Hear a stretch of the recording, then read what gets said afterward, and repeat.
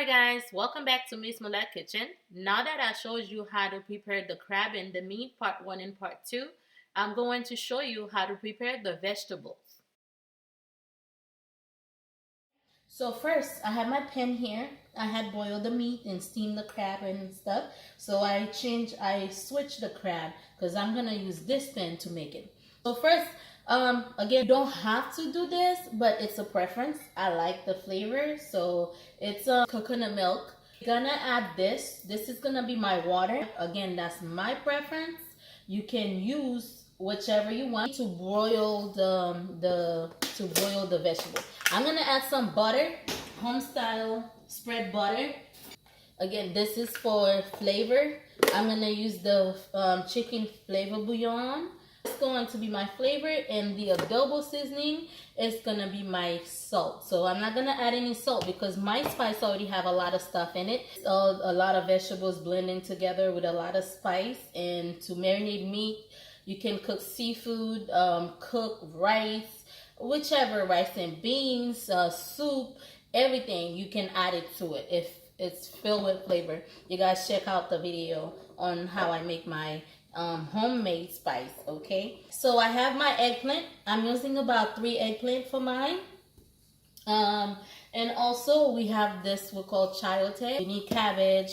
We're gonna need carrots. Today I'm not gonna use watercress because I didn't have time to go to the store. The one that I have, I used it. So that's it, guys. We don't add much to it, and you can add a little bit of water just to get everything mixed up, but not a lot because the cabbage is a lot of the cabbage has a lot of water. 85% of the cabbage is water. I started peeling off. This is the eggplant. I'm using about 3 of them.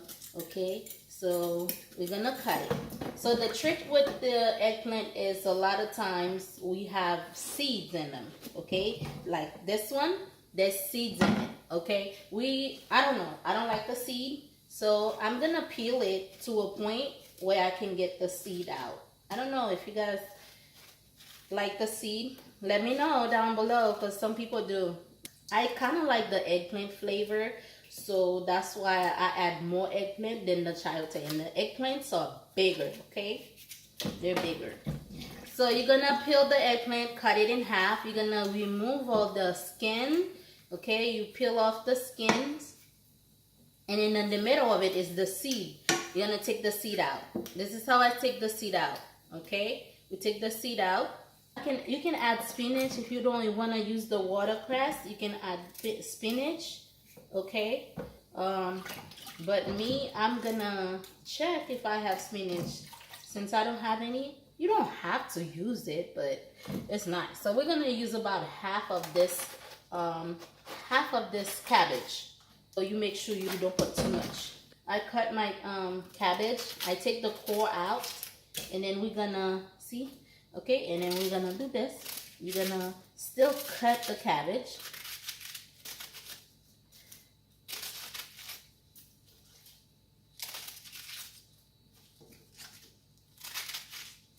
And we're gonna add the carrots.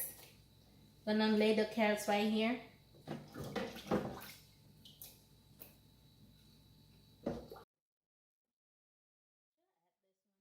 I'm gonna add about this much of water, okay? Not a lot.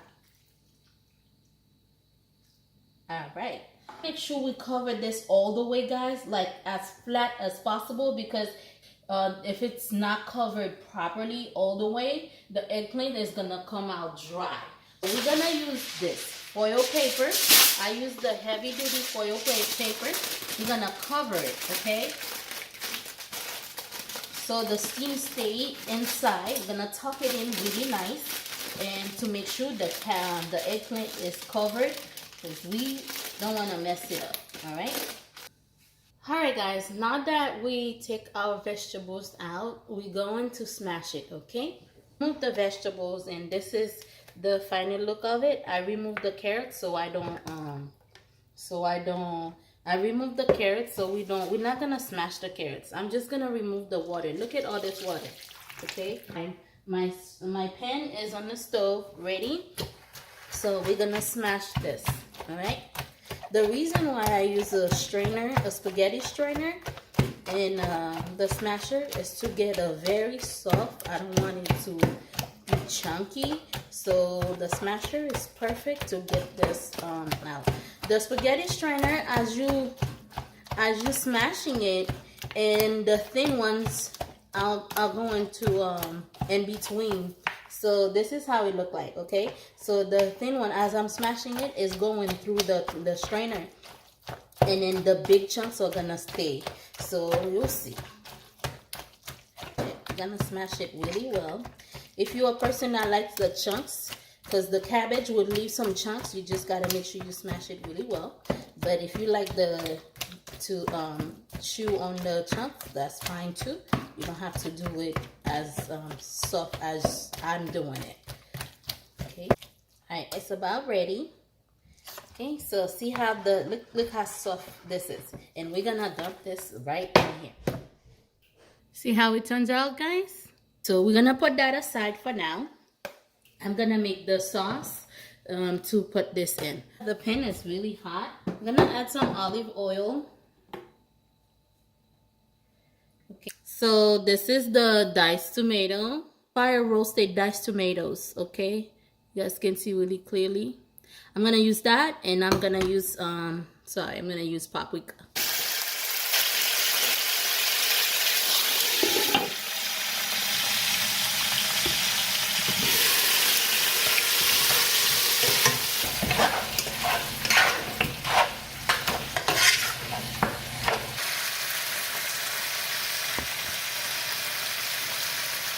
The meat is like this. Okay, we're gonna go ahead and add the crab for the, yeah, really good.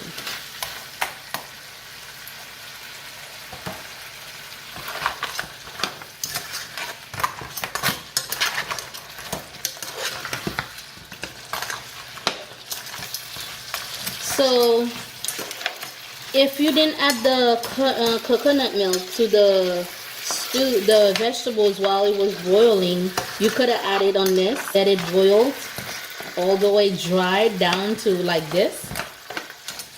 But since I already added, I didn't add any more. The only thing I add was paprika and the fire roasted tomatoes, just for color. I could have used the ragu as well, but because I have the fire roasted tomato, it's more natural, so I'm using that.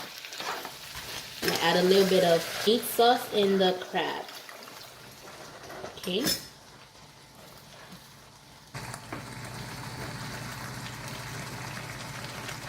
Yeah, perfect. So we're gonna add the vegetables now. Now we're gonna add our carrots.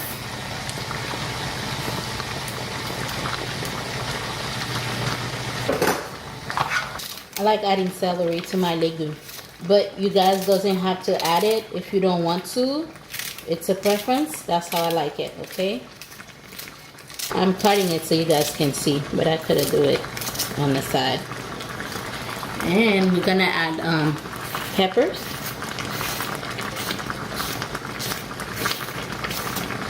This is green peppers, red peppers.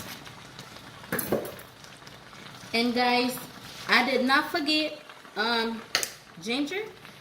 Since I have the ginger juice, I'm gonna add about this much, because I'm not gonna add the ginger roots. I do have it, but I'm not gonna add it, so we're gonna add the ginger juice just to give it a little flavor. Okay, so we're gonna stir it.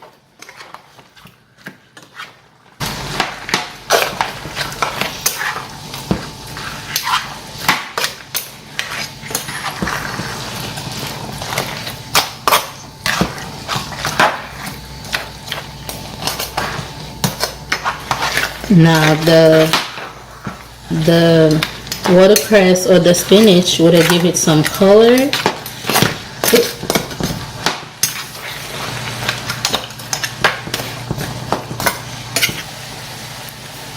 So this is the water that comes from the veggie. Okay, I'm gonna add a little bit to it because I don't want it to be too dry.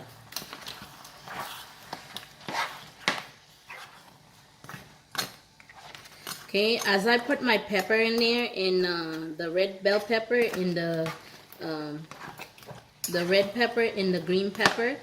And I have the carrots in there already. Now we're gonna clean our onions and add to it.